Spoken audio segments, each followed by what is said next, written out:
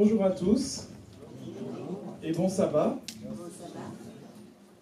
Quand je suis arrivé ici ce matin, j'ai un petit peu cligné des yeux parce que j'ai vu qu'il y avait pas mal de personnes qui venaient de l'église de Rennes. Alors je me suis presque demandé si je ne m'étais pas trompé, car il y a vraiment énormément de personnes de l'église de Rennes et je voudrais leur souhaiter une bienvenue particulière en ce matin. Vous savez, quand on est pasteur, on n'a malheureusement pas le temps de chaque sabbat visiter chaque église.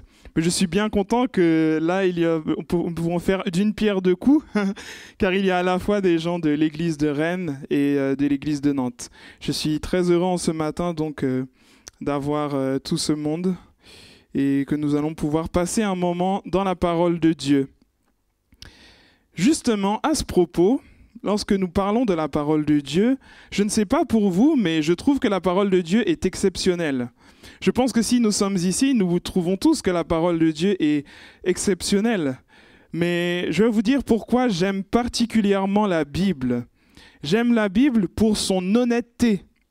La Bible est la parole de Dieu et elle est très honnête, elle est très franche. Vous savez, à l'époque, lorsque nous pouvons regarder des documents qui nous sont parvenus à travers les fouilles archéologiques, eh bien, au niveau des religions, ce que l'on va trouver, c'est toujours le bien.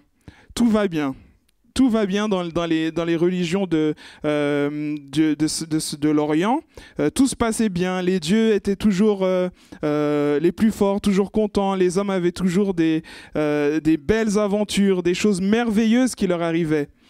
Et lorsque nous allons dans la Bible, eh bien, nous voyons que le message est tout à fait différent. Nous voyons des hommes faillibles, des gens qui chutent, des gens qui n'ont pas peur de parler de leurs faiblesses.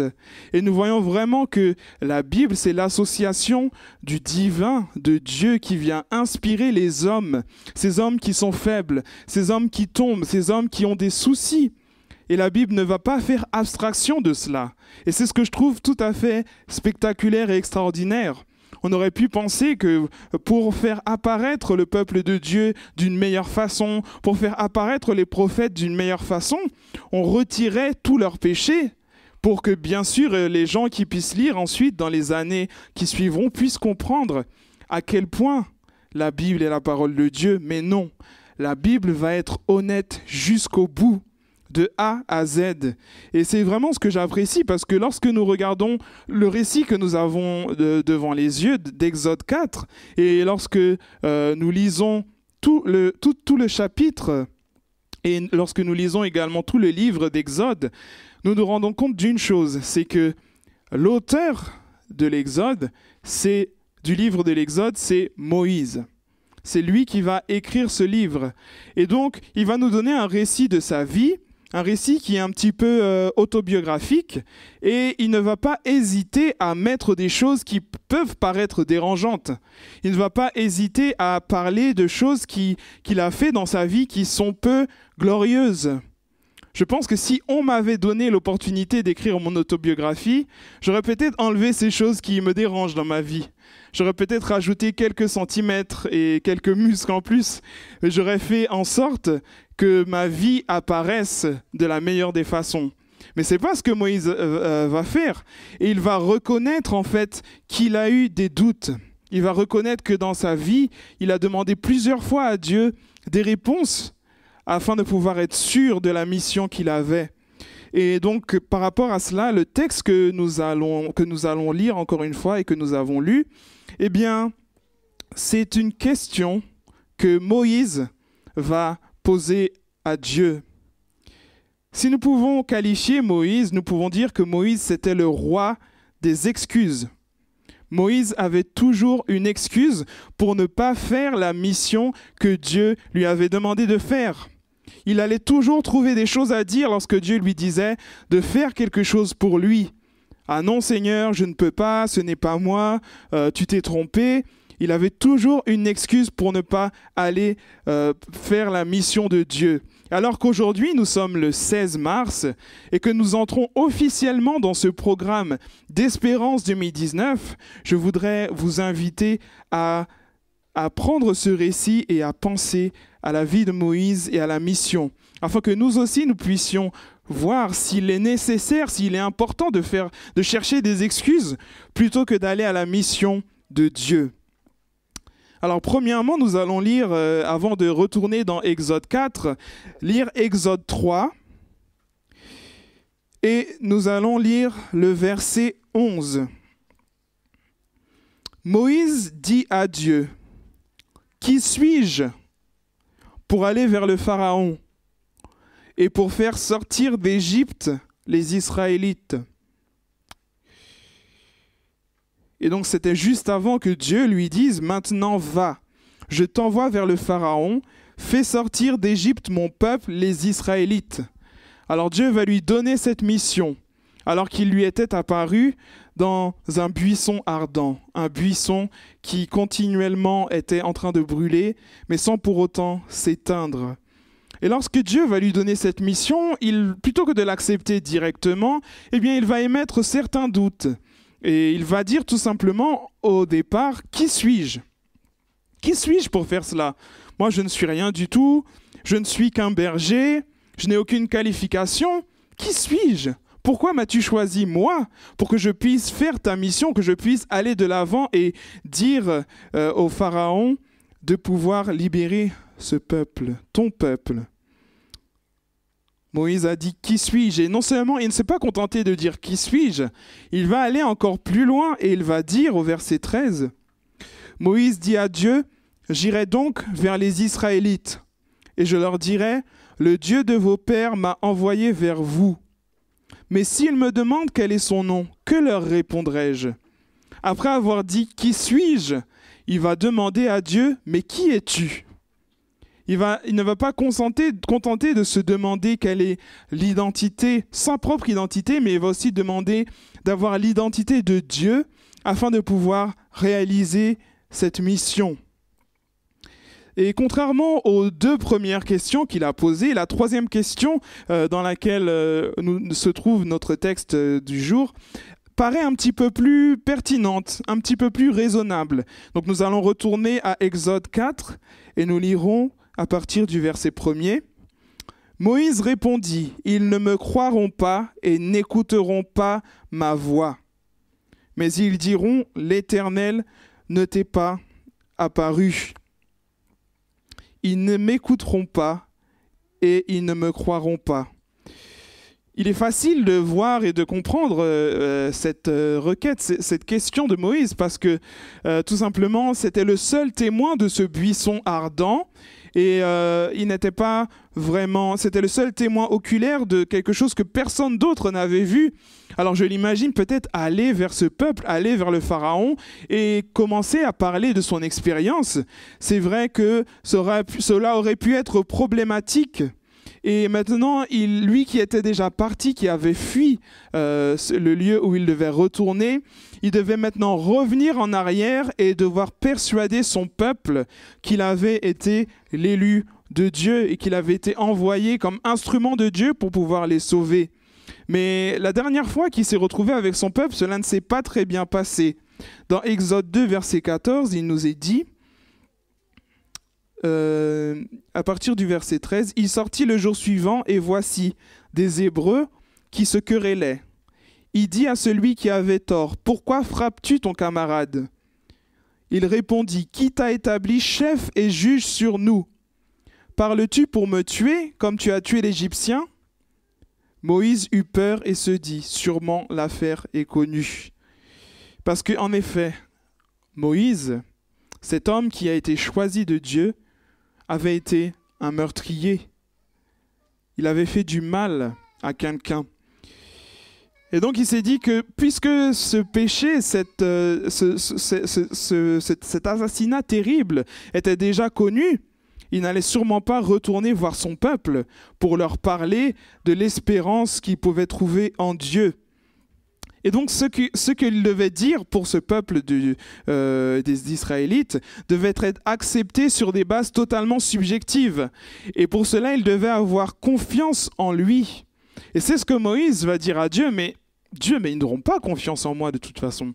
Ils ne me connaissent pas vraiment. En plus, je suis un meurtrier. Comment pourrait-il avoir confiance en quelqu'un comme moi? Je ne suis pas qualifié pour faire quoi que ce soit pour ta mission. Et donc, il était sous le coup d'une condamnation à mort et il a dû quitter l'Égypte. Mais ce que nous venons de dire auparavant, lorsque nous avons dit que sa question était presque pertinente, eh bien, nous devons revenir là-dessus parce que sa question aurait été convaincante si jamais il n'y avait pas eu une contradiction explicite avec la parole de Dieu. Il aurait très bien pu dire à Dieu, mais Dieu, je ne comprends pas, ils ne m'écouteront pas. Mais en réalité, Dieu lui avait déjà dit qu'ils allaient l'écouter. Prenons Exode 3, verset 18. « Ils écouteront ta voix et tu iras, toi et les anciens d'Israël, auprès du roi d'Égypte. Et vous lui direz, l'Éternel, le Dieu des Hébreux, est venu au-devant de nous. » Dieu lui avait déjà dit que sa mission allait avoir du succès, et pourtant il va encore continuer à trouver des excuses. N'est-ce pas le cas pour nous aussi parfois?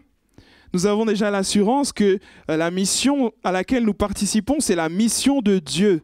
Et puisque c'est sa mission, lorsque nous sommes investis dans cette mission, nous savons qu'il la mènera à bien. Et pourtant, nous doutons. Pourtant, nous disons continuellement « Ah, je ne sais pas si je peux y aller, je sais que mes voisins sont très réfractaires, je sais que mes collègues n'ont pas du tout envie d'entendre parler de la parole de Dieu, alors je vais peut-être me retirer. Je vais peut-être éviter d'aller parler de Dieu. Peut-être que mes petits camarades de classe aussi, ils vont pas vouloir m'écouter et je vais avoir honte.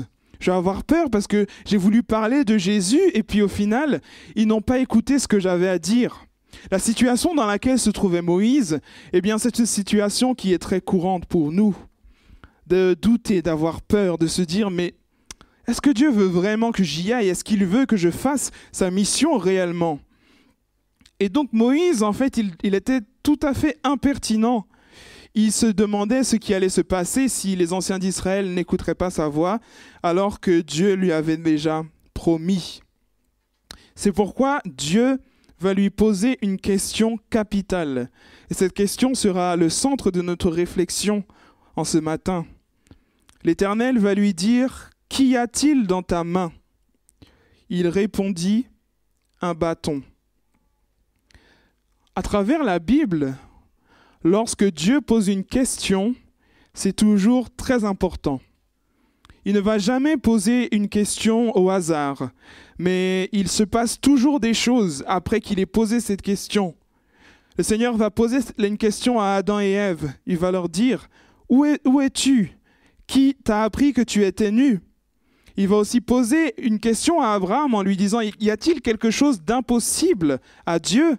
Il va aussi poser d'autres questions dans la Bible, notamment à ses disciples. « Qui dites-vous que je suis ?» Jésus va également demander et poser ces questions importantes à Pierre. « M'aimes-tu » En réalité, lorsque Dieu pose une question, ce n'est pas pour son information, car Dieu sait toutes choses, mais c'est pour la nôtre.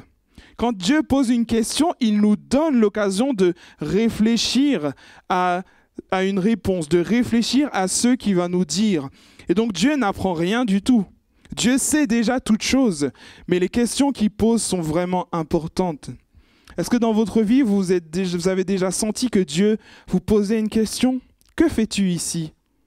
Pourquoi n'écoutes-tu pas ma voix? Qu'est-ce qu'il se passe pour que tu refuses constamment de revenir à moi?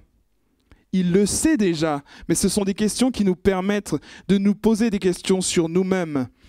Alors il y a 3 types de personnes à qui je voudrais m'adresser ce matin pour la mission de Dieu. Je voudrais m'adresser à ceux qui doutent, ceux qui ne sont pas disposés à servir Dieu, ceux qui disent « Ah non, je ne veux pas le servir parce que je pense que de toute façon, de moi-même, j'ai rien de spécial à offrir. Voilà, je suis quelqu'un de lambda, de très simple, alors je vais laisser les autres, je vais laisser ceux qui sont plus qualifiés, travailler pour la mission de Dieu. Parce que je ne pense pas qu'avec mes capacités, mes talents, je puisse faire quoi que ce soit pour Dieu. » Alors, lorsqu'on me dit d'aller à la mission, de faire ceci, des sorties d'évangélisation, je trouve ça bien sympathique, mais moi, concrètement, si les autres le font, je n'ai pas besoin de le faire.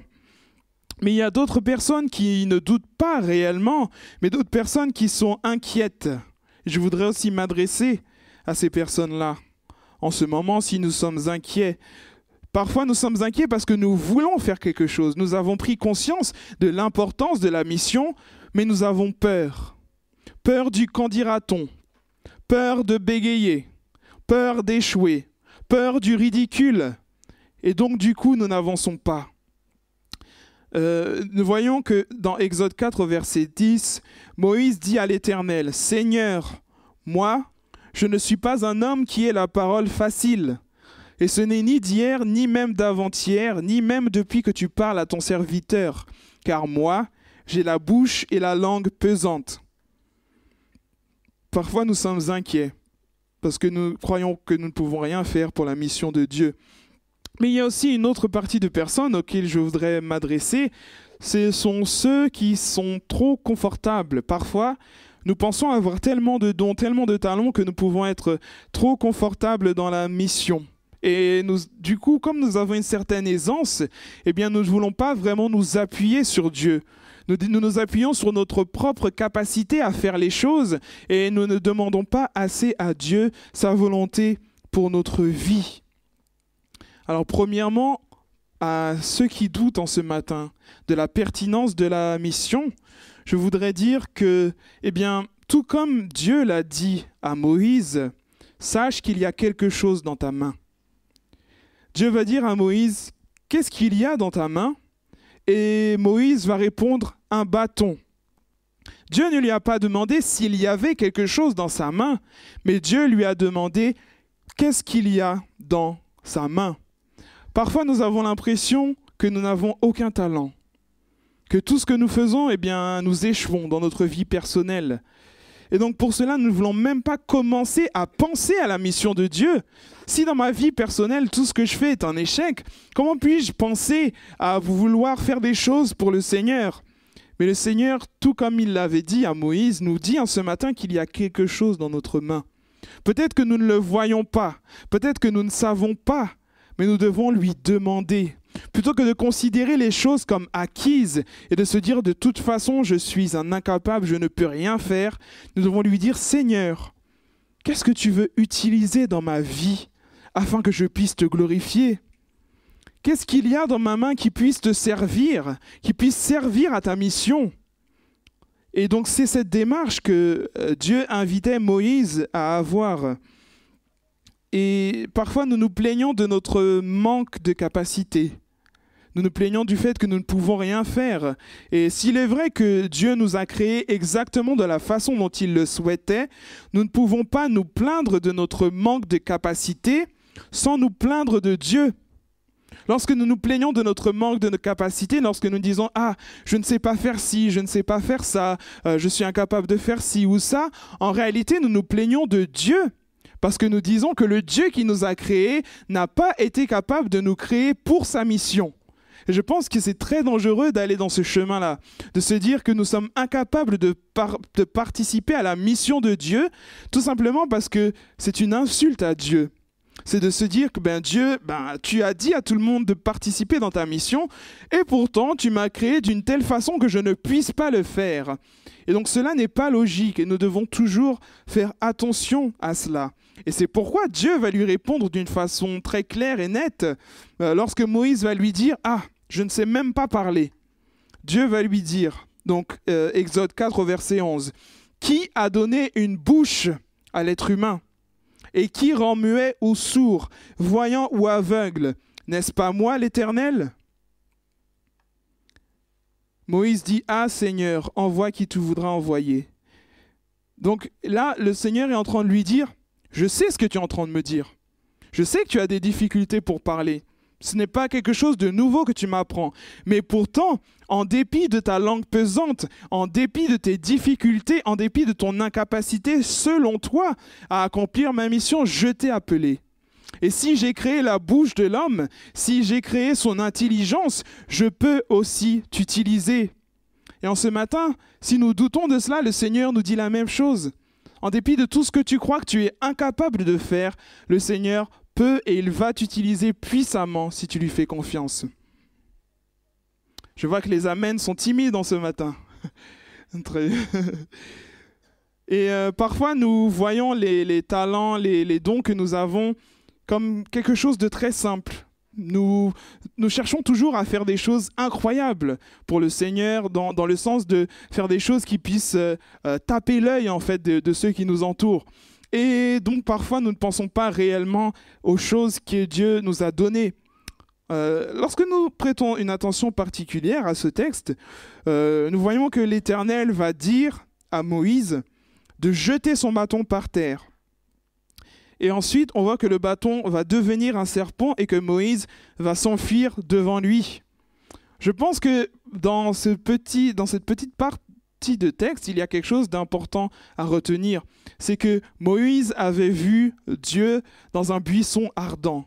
Il avait trouvé cela particulièrement exceptionnel et différent.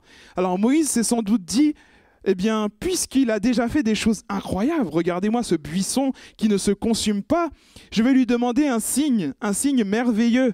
Et donc, lorsque Dieu lui a dit de jeter son bâton, pour lui, voilà, je jette mon bâton, il n'y a pas de souci. Et je pense que c'est pertinent de dire cela parce que Moïse était un berger. Pendant de nombreuses années, il a eu l'occasion d'être un berger. Alors des serpents, il avait l'habitude d'en voir. Ce n'est pas comme nous qui, si nous voyons un serpent, maintenant la plupart d'entre nous, l'église sera vidée en moins de 3 secondes. Si nous voyons un serpent parmi nous, non. Moïse avait l'habitude de voir les serpents. Bien qu'il est vrai, il n'avait pas l'habitude de voir un bâton se transformer en serpent. Mais le fait qu'il eut si peur, c'est qu'il ne s'attendait pas du tout à cela. Il ne s'attendait pas à ce que le bâton qu'il avait jeté, qu'il avait abandonné entre les mains de Dieu, puisse devenir quelque chose d'exceptionnel.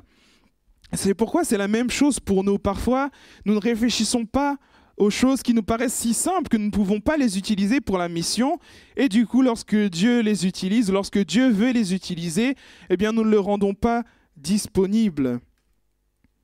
Et donc Dieu a utilisé ce simple bâton, le bâton de Moïse, afin de lui montrer comment il pouvait utiliser quelque chose de simple et d'ordinaire pour accomplir son dessein extraordinaire. C'était un bâton qui accompagnait Moïse pendant toutes ces années. C'était un bâton qui le servait à accomplir sa mission en tant que berger. Quoi de plus ordinaire que ce bâton desséché, ce bâton qui était déjà vide de toute vie? Comment Dieu aurait-il pu l'utiliser pour faire quelque chose pour sa gloire? Je pense que c'est ce que nous devons nous dire également ce matin. Peut-être que ce que je considère comme insignifiant dans ma vie, comme inutile, eh bien c'est cette même chose-là que Dieu va utiliser si je les lui remets entre ses mains. Mais concrètement, vous pouvez peut-être penser, mais c'est facile de dire cela, hein, et je suis tout à fait d'accord. C'est beaucoup plus facile à dire qu'à faire. Et dans mon expérience personnelle, je l'ai vécu et je le vis encore. C'est difficile de se dire que le Seigneur peut nous utiliser et peut utiliser nos talents et nos dispositions naturelles. Alors concrètement, qu'est-ce qu'il y a dans notre main que Dieu peut utiliser? Eh bien, premièrement, il y a nos talents, nos dispositions naturelles. Moïse s'est senti qu'il n'était pas qualifié pour l'œuvre de Dieu car il était un simple berger. Mais même dans cette qualification de berger, tout ce qu'il a pu et dû endurer dans sa vie le préparait pour cette mission de Dieu. Peut-être que nous pensons que nous n'avons rien qui puisse nous préparer pour la mission, mais il y a sûrement un talent que nous avons, une disposition naturelle qui ferait en sorte que Dieu puisse nous utiliser pour son service.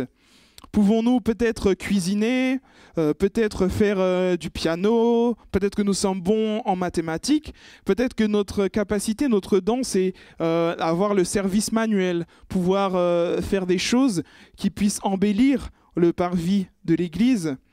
Peut-être que nous avons cette capacité, cette facilité de commencer des conversations, d'organiser des événements, de réparer les choses, de couper les cheveux, toutes ces choses-là que parfois nous considérons comme tout à fait inutiles et insignifiantes au service de Dieu, eh bien Dieu peut les utiliser pour sa gloire.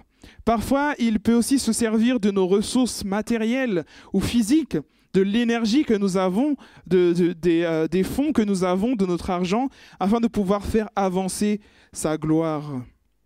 Et aussi nos dons spirituels. Nous ne reviendrons pas sur les dons spirituels, mais pour ceux qui veulent les listes des dons spirituels, nous les avons dans Éphésiens 4, verset 12, et aussi dans 1 Corinthiens 12, verset 7.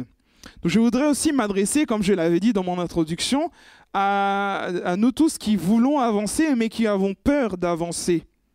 Parfois, ce n'est pas que nous ne voulons tout simplement pas le faire, mais nous savons qu'il faut le faire, mais nous avons peur. Nous n'osons pas faire le pas.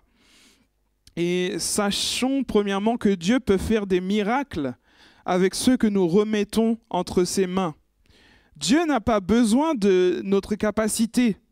Dieu n'a pas besoin de ce que nous savons faire, mais il veut juste notre disponibilité. Si nous avons plein de capacités, nous savons faire plein de choses, mais qu'au final nous ne sommes pas disponibles pour Dieu, à quoi cela sert-il pour la mission ? Ah oui, je sais faire ceci, je suis très doué dans la musique, je suis très doué dans les études bibliques, mais lorsque Dieu me demande de faire quelque chose, ah non Seigneur, j'ai pas le temps. J'ai pas le temps Seigneur, tu vois bien que j'ai un travail, j'ai plein de choses à faire. Non, ça je te donne si tu veux le sabbat matin, mais le reste dans la semaine, c'est pour moi. Le Seigneur n'est pas intéressé dans ce genre de choses. Bien que nous ayons des capacités, ce qu'il veut, c'est notre disponibilité. Que nous soyons disponibles, de dire Seigneur, tu vois, j'ai l'impression que je ne sais rien faire, mais je me rends disponible pour toi. Utilise-moi comme tu le désires. Parce que si c'était moi, si je devais commencer à penser aux choses que je peux faire, eh bien je n'irais nulle part. Alors Seigneur, je te demande tout simplement de m'utiliser. Voilà Seigneur, je me rends disponible pour toi. C'est ça que le Seigneur agrée, que nous soyons disponibles pour lui en dépit du fait que nous pensions que nous pouvons rien faire. Tout ce que Myriam avait dans ses mains, c'était un petit tambourin, mais elle a pu l'utiliser pour conduire le peuple de Dieu à le louer et le remercier pour sa fidélité. Qu'est-ce que tu as dans ta main en ce matin ? Tout ce que la veuve avait dans ses mains, c'était un tout petit peu de nourriture seulement pour elle et pour son fils. Mais elle l'a aussi remis entre les mains de Dieu et Dieu utilisa pour nourrir sa famille et le prophète pendant toute la période de la famine. Qu'est-ce qu'il y a dans ta main en ce matin ? Tout ce que le jeune David avait, c'était tout simplement une arbalète, une fronde qu'il a pu utiliser afin de détruire un géant qui se moquait du peuple de Dieu. Cela pouvait paraître insignifiant, c'était quelque chose qu'il utilisait chaque jour, mais Dieu l'a utilisé pour sa gloire. Qu'est-ce qu'il y a dans notre main en ce matin ? Tout ce que le jeune homme avait était un petit sac de repas, 5 pains et 2 poissons. Mais lorsqu'il les a abandonnés entre les mains du Seigneur, le Seigneur les a utilisés pour nourrir une multitude. Avons-nous confiance dans la puissance de Dieu ?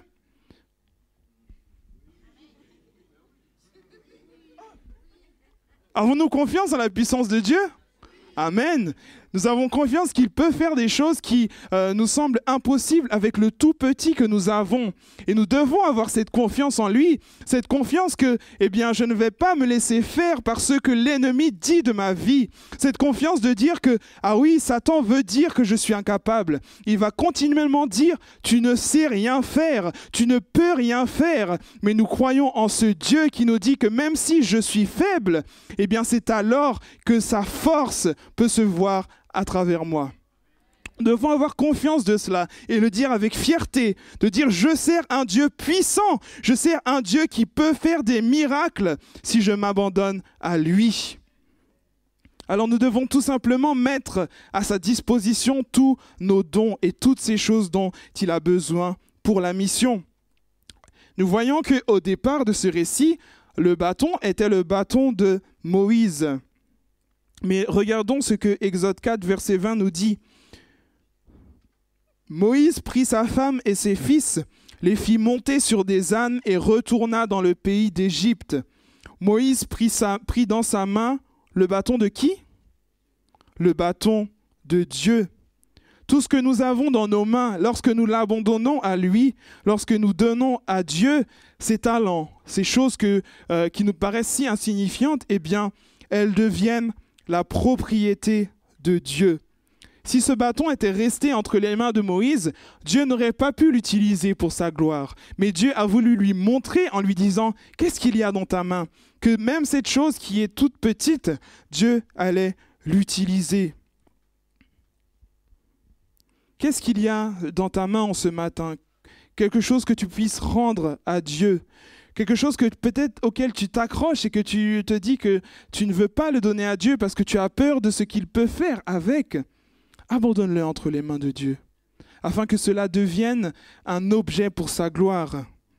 Et parfois, ce que nous considérons comme rien, c'est beaucoup aux yeux du Seigneur, parce que le Seigneur ne nous voit pas avec les yeux auxquels nous voyons nous-mêmes ou nous voyons les autres, mais il connaît notre potentiel et notre capacité. Lorsque Dieu voyait ce bâton entre les mains de Moïse, il savait déjà que ce bâton allait être utilisé pour délivrer le peuple des Égyptiens. Avec son bâton, Moïse a pu changer l'eau du Nil en sang. Il a pu faire descendre la grêle, le tonnerre et le feu sur le pays d'Égypte. Il a aussi pu amener la plaie des sauterelles, l'une des 10 plaies qui étaient pour les sauterelles. Il a aussi pu diviser la mer Rouge. Avec ce même bâton, il a aussi pu frapper le rocher et en faire sortir de l'eau. Ce bâton qui avait été abandonné entre les mains de Dieu a pu accomplir des miracles à travers la parole de Dieu. Et donc parfois nous avons peur de partager notre message parce que nous avons peur de ne pas savoir quoi dire ou comment le dire. Et comme nous l'avons vu dans Exode 3, le Seigneur va lui dire tout simplement « Ce que tu as à dire, je le dirai à ta place. Je parlerai pour toi. » Je ne sais pas si cela vous est déjà arrivé dans votre vie où vous parlez, vous dites des choses et vous ne vous rendez même pas compte de ce que vous dites parce que tout simplement, c'est Dieu qui parle à travers vous. Et vous vous rendez compte qu'en fait, de vous-même, vous n'auriez pas pu dire ces choses-là, mais lorsque Dieu parle à travers vous, il est capable de toucher quelqu'un d'une façon toute particulière. J'en ai fait l'expérience aussi, plusieurs fois. Et je pense que chacun de nous avons déjà fait cette expérience. Et je voudrais dire aussi, deuxièmement, qu'il n'y a pas d'excuse pour ne pas laisser Dieu nous utiliser. S'il y a quelque chose que Dieu aime faire avec nous, en tout cas avec moi, j'espère qu'il aime le faire avec vous aussi parce que j'aurais pas aimé souffrir tout seul, c'est de nous faire sortir de notre zone de confort. Parfois nous sommes trop confortables, nous avons trop de confort et nous sommes tranquilles et puis Dieu va nous dire « Ah, voilà, fais ça ». Mais non, j'ai jamais fait cela, j'ai pas envie de le faire et je ne comprends pas pourquoi tu veux que j'aille vers ce chemin alors que tu sais très bien que si j'allais dans cet autre chemin, ce serait beaucoup plus facile, j'ai déjà la capacité, je sais déjà faire ci et ça. Et on va utiliser toute une sorte d'argument pour dire à Dieu non, je me vois plutôt dans cette route, alors Seigneur s'il te plaît, change ton appel pour moi et fais en sorte que je puisse aller sur ce chemin plutôt que vers le chemin que tu me montres. Mais Dieu, puisqu'il sait ce de quoi nous sommes capables, n'hésite pas à nous faire sortir de notre zone de confort. Et donc, lorsque j'ai préparé ce message, je suis tombé sur une prière de Sir Francis Drake que je trouve très intéressante. Francis Drake va dire « Dérange-nous, Seigneur, lorsque nous sommes trop satisfaits de nous-mêmes, lorsque nos rêves se réalisent, car nous avons rêvé trop peu. Lorsque nous sommes arrivés en toute sécurité, car nous avons navigué trop près de la rive. Dérange-nous, Seigneur, lorsque, avec l'abondance des choses dont nous disposons, nous avons perdu notre soif d'eau vive. Après être tombés amoureux de la vie, nous avons cessé de rêver de l'éternité. Et dans nos efforts de construire une nouvelle terre, nous avons laissé baisser notre vision du nouveau ciel. Dérange-nous, Seigneur, afin d'oser plus hardiment, de nous aventurer en mer plus large, là où les tempêtes révéleront ta majesté, qu'en perdant de vue la terre, nous trouverons les étoiles. Nous te demandons de repousser les horizons de nos espoirs et de nous propulser vers l'avenir en force, courage, espérance et amour. Je pense que c'est une très belle prière. Nous ne devons pas hésiter à demander à Dieu de nous déranger, de nous faire sortir de cette zone de confort afin que nous puissions évoluer, afin qu'il puisse faire éclater sa gloire d'une façon qui n'aurait sans doute pas été possible si nous avions continué d'être entretenus et nourris par notre petit train-train quotidien. Donc Moïse avait des problèmes dans sa confiance avec le Seigneur et c'est pour ça qu'il ne pouvait pas avancer. Et il disait souvent au Seigneur, mais qui suis-je? Qu'est-ce que je peux faire? Toujours je. Je ne peux pas parler. Ils ne me croiront pas. Tout était à propos de Moïse. Et en réalité, Dieu lui avait dit déjà, l'important ce n'est pas qui tu es, mais qui je suis. Et je suis celui qui est. Et parce que je suis celui qui est, quand je te dis de faire quelque chose, fais-le et sache que je serai avec toi. C'est une promesse pour nous en ce matin également, de se dire que lorsque le Seigneur nous invite à participer à sa mission, bien que nous soyons des serviteurs inutiles, bien que nous-mêmes nous ne sommes capables de rien, eh bien à travers nous, il sera capable de faire des miracles. Alors finalement, je voudrais parler de ceux qui, parfois, comme nous, eh bien, nous sommes trop confortables. Nous avons l'habitude de faire les choses et donc, du coup, nous ne demandons pas toujours à Dieu son soutien. Eh bien, il est important de pouvoir toujours s'appuyer sur Dieu. Lisons 1 Corinthiens 1, verset 26. 1 Corinthiens 1, 26 va dire, je l'ai noté ici, « Considérez, frères, que parmi vous qui avez été appelés, il n'y a ni beaucoup de sages selon la chair, ni beaucoup de puissants, ni beaucoup de nobles. » Dieu n'a pas choisi les sages, les philosophes, les gens les plus intelligents et éloquents pour pouvoir partager son message. Et lorsque nous pensons à cela, lorsque nous regardons aux disciples qu'il a choisis, à toutes ces personnes avec qui il a travaillé à travers les évangiles, à travers la parole de Dieu. Il utilisa des bergers, des gens comme vous et moi. Eh bien, on peut se dire que s'il l'a fait à travers ces gens-là, il peut le faire à travers nous également. Et nous ne devons pas penser que parce que nous sommes sages, parce que nous sommes intelligents, peut-être que parce que nous avons des diplômes, alors à ce moment-là, Dieu va nous utiliser. Non, ce n'est pas le cas. Et le Seigneur aime que nous soyons humbles, que nous ayons un cœur humble et contrit. Qu'est-ce que l'éloquence si nous ne la remettons pas entre les mains de Dieu? Qu'est-ce que notre intelligence si nous ne la remettons pas entre les mains de Dieu? Qu'est-ce que nos diplômes peuvent faire de bon si nous ne les remettons pas entre les mains de Dieu également? Notre argent, toutes nos capacités ne peuvent rien si nous ne les remontons pas entre les mains de Dieu. Et quand il s'agit de parler de la parole de Dieu, le message est plus important que l'homme. Et ça, j'en fais l'expérience dans ma vie au quotidien. Le message est plus important que l'homme. D'une façon assez mystérieuse, les limites même d'un prédicateur, les limites d'un serviteur de Dieu, eh bien Dieu peut les utiliser pour sa gloire. Il n'a pas besoin que nous soyons super éloquents, que nous puissions maîtriser les mots comme personne. Je ne maîtrise pas les mots comme personne. Je suis quelqu'un d'assez, je ne dirais pas timide, mais d'assez, je ne parle pas beaucoup. Je parle très peu. Et pourtant, le Seigneur me dit et m'a appelé à être un pasteur pour son peuple, pour son troupeau. Alors devant vous, je pense que je suis le témoignage de se dire que ce n'est pas parce que je suis éloquent, pas parce que nous pouvons faire quoi que ce soit avec notre langue, que le Seigneur nous choisit, mais il choisit ceux qui sont disponibles pour sa mission. Et cela aussi, lorsque nous réfléchissons à cela, nous pouvons nous dire que, eh bien, dans la Bible, c'est souvent le cas. Et c'est pourquoi 2 Corinthiens 4, verset 7 va dire « Nous portons ce trésor dans des vases de terre, afin que la grande puissance soit attribuée à Dieu et non pas à nous. » 2 Corinthiens 4, verset 7. « Je le sais, je ne suis qu'un vase de terre. Je suis un vase de terre. Je n'ai rien qui puisse faire que Dieu m'utilise. Je suis un serviteur inutile. Tout ce que je fais, eh bien, c'est grâce à Dieu. De moi-même, je n'ai aucune capacité et aucune volonté à faire le bien. Tout ce que je peux faire, c'est me remettre entre les mains de Dieu. Et Dieu nous utilise. Nous sommes des vases de terre. Nous ne devons jamais l'oublier. Que nous ne sommes pas des trésors, mais que le trésor, c'est la parole de Dieu. Que nous ne sommes pas capables, mais celui qui est capable, c'est Dieu et Dieu seul. Et lorsque nous pensons à cela dans la mission, eh bien nous allons arrêter de nous reposer sur nos lauriers, arrêter de dire que nous ne pouvons rien faire, mais faire confiance à Dieu en disant « Seigneur, prends-moi et utilise-moi. toute façon, si jamais je fais quelque chose qui n'est pas bien, ce sera ta faute parce que tu as dit que tu voulais m'utiliser. Mais Seigneur, moi je sais que je ne peux rien faire, mais utilise-moi.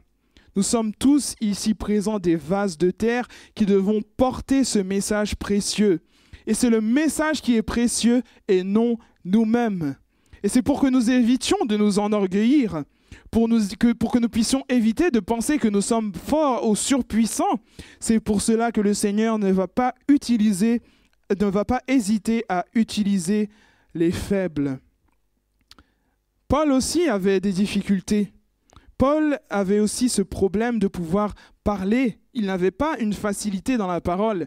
Lorsque nous lisons les écrits de Paul, nous pensons que c'était quelqu'un qui avait la parole facile, qui pouvait faire beaucoup de choses et qui sans doute avait un pouvoir oratoire très grand. Mais la parole de Dieu ne nous dit pas cela. La parole de Dieu nous dit même l'inverse de cela. Alors, Paul avait souvent des soucis. 2 Corinthiens 11, verset 6 nous dit... Donc c'est Paul qui va parler et qui va dire qu'il est un ignorant sous le rapport du langage.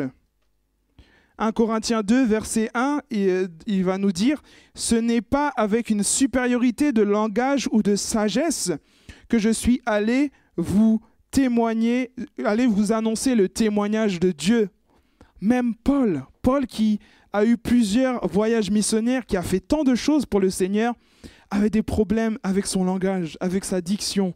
Il ne pouvait pas très bien parler. Et pourtant, Dieu l'a utilisé. Et Paul va aussi dire, il va aussi demander à Dieu que Dieu puisse lui retirer de sa vie cette écharde, ce problème qu'il avait, qui selon lui l'empêchait d'avancer. Mais il va ensuite dire que ce problème qu'il a eu, cette écharde, l'a permis d'éviter qu'il puisse s'enorgueillir. Eh bien, parfois, c'est pareil. Pour nous, nous avançons dans la mission et pourtant, nous avons toujours ce petit problème, ce petit truc que nous demandons à Dieu volontiers d'enlever parce que nous pensons que peut-être que nous ferions mieux si cette chose-là nous était enlevée. Peut-être que j'aurais pu demander à Dieu quelque chose d'autre, une voix plus grave, quelque chose de différent pour la mission, peut-être une voix qui pousse plus fort. Heureusement qu'il y a des micros d'ailleurs en ces temps-ci, mais j'aurais pu demander tout un tas de choses à Dieu qui j'aurais pu penser qu'elles étaient pertinentes, mais non. Ce n'est pas ce que le Seigneur demande. Il veut que nous puissions nous rappeler de notre faiblesse afin de ne pas nous enorgueillir. Et en apparence, eh bien, nous pouvons penser que cela est contradictoire avec ce que nous avons dit, du fait que nous voulons dire que nous pouvons faire des grandes choses. Et là, nous disons qu'au final, nous ne pouvons rien faire. Mais le dénominateur commun, la grande différence, c'est avec Dieu. Nous pouvons faire des grandes choses avec Dieu et nous ne pouvons rien faire sans lui. Et donc, nous devons toujours dépendre de lui et lui faire confiance. C'est arrivé aussi à David qui a pu tuer un géant, et bien pourtant juste après il a dû se cacher, vivre un petit peu comme un animal, vivre dans les cavernes, avant de pouvoir devenir roi.